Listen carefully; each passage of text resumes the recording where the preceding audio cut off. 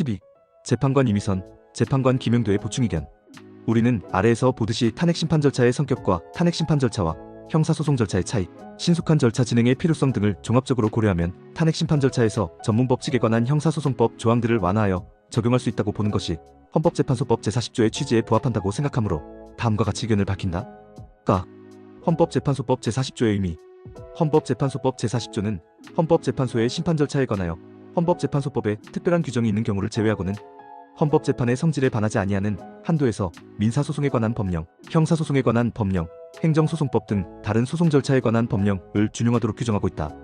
헌법재판소법이나 심판에 관한 규칙에 절차 진행 규정이 없어 헌법재판의 진행에 차질이 빚어질 경우 헌법재판의 기능에 장애가 초래될 수 있는데 헌법재판소법 제40조는 이러한 경우 다른 소송 절차에 관한 법령을 준용하도록 하여 불충분한 절차 진행 규정을 보완하고 있는 것이다. 헌재 2014년 2월 27일 2014-17 참조.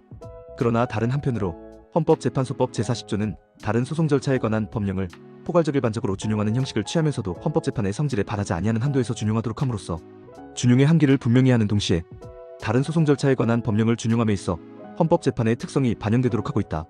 여기서 헌법재판의 성질에 반하지 아니하는 경우란 다른 소송 절차에 관한 법령의 준용이 헌법재판의 고유한 성질을 훼손하지 않는 경우를 말하고 헌법재판의 성질에 반하는지 여부는 해당 심판 절차의 목적과 성질, 준용 절차 및 준용 대상의 성격 등을 종합적으로 고려하여 헌법재판소가 구체적 개별적으로 판단하여야 하는데 구체적인 절차에서 특정한 법령의 준용 여부가 헌법재판의 성질에 반하는지 여부에 대한 판단은 헌법재판소의 고유 권한에 속한다. 헌재 2014년 2월 27일 2014-17 참조. 따라서 헌법재판소는 해당 심판 절차의 목적과 특성 등을 고려하여 다른 소송 절차에 관한 법령의 준용 여부, 준용의 범위 및 정도 등을 결정할 수 있다고 봄이 타당하다.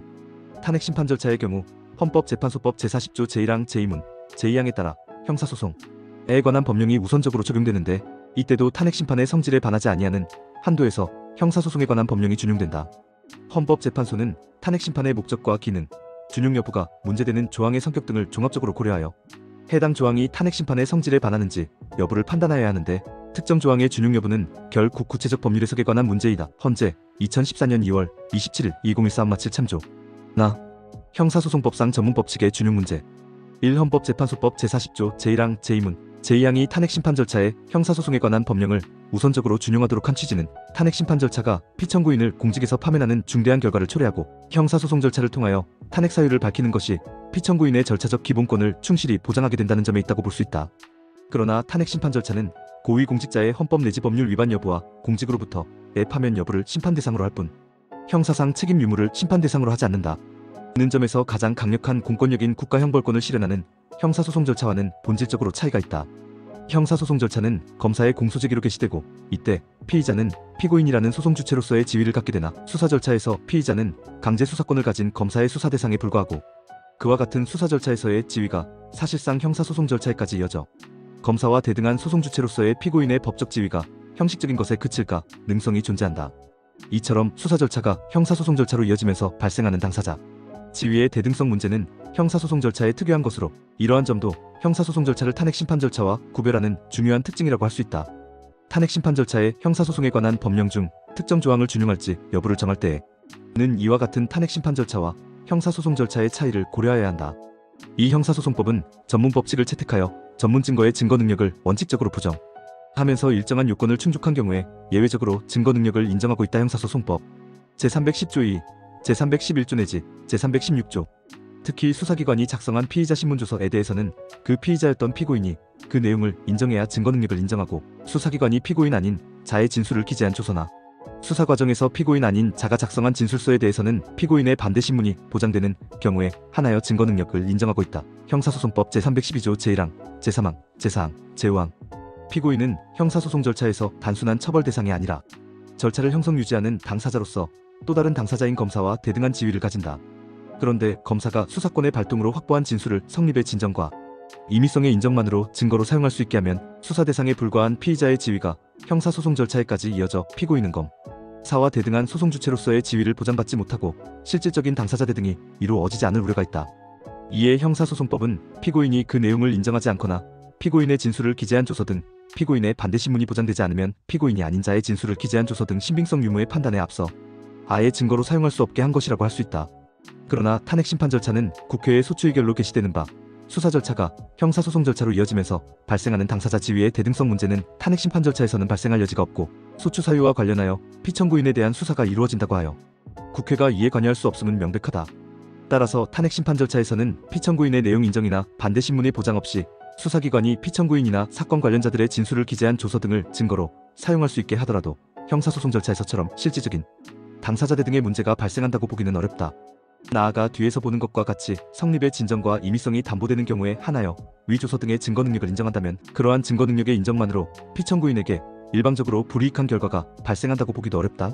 또한 탄핵소추의 의결을 받은 자는 탄핵 심판이 있을 때까지 그 권한 행사가 정지되는 바 헌법 제65조 제3항, 특히 피청구인이 대통령인 경우 그 권한 행사의 정지로 인한 국정 공백과 혼란이 매우 크므로 신속한 심리의 필요성이 강하게 요청된다.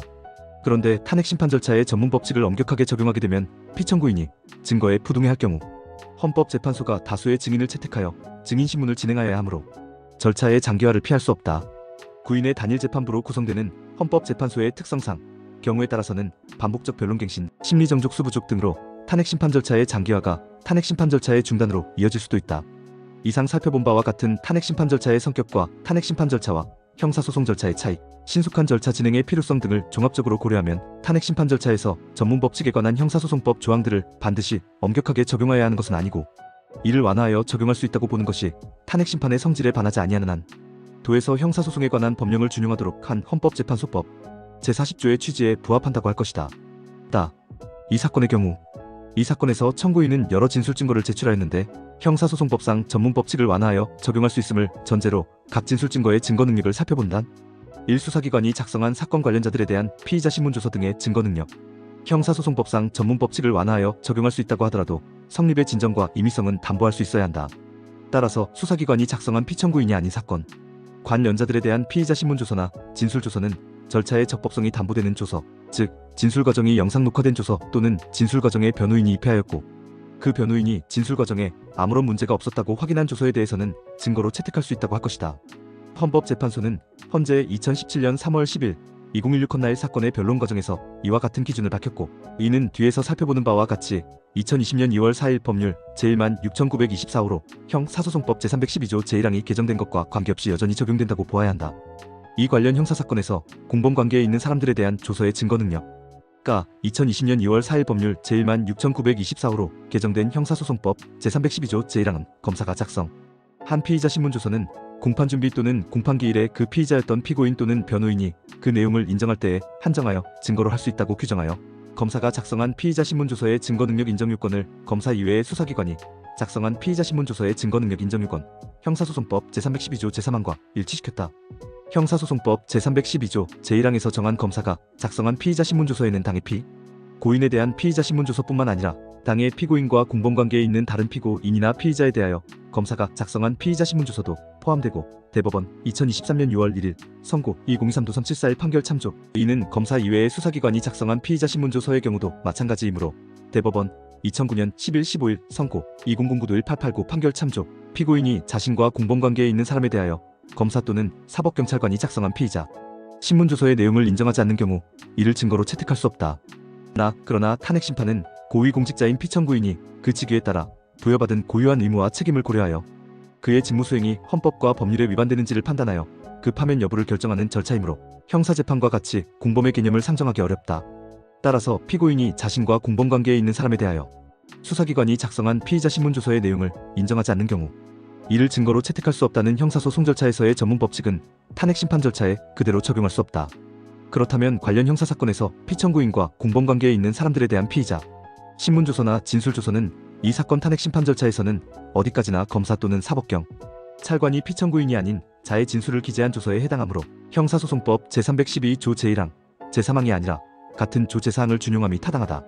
그런데 위 2020년 2월 4일자 형사소송법 개정 당시 형사소송법 제312조 제4항은 개정되지 않았으므로 피청구인과 관련 형사사건에서 공범관계에 있는 사람에 대한 수사기관 작성의 피의자 신문조서 또는 진술조서는 비록 피청구인이 그 내용을 부인하더라도 그 진술과정이 영상 녹화된 조서 또는 진술과정에 변호인이 입회하였고 그 변호인이 진술과정에 아무런 문제가 없었다고 확인한 조서에 대해서는 증거로 채택함이 타당하다.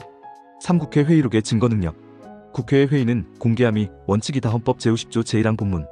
이에 따라 국회의 회의에서 이루어진 진술은 본회의나 위원회에서 의결로 이를 공개하지 않기로 한 경우 등 예외적인 경우가 아닌 한 통상적으로 인터넷 이사중개 시스템이나 언론 등을 통하여 생중계되며 회의가 그대로 녹화된 영상회의록도 공개된다.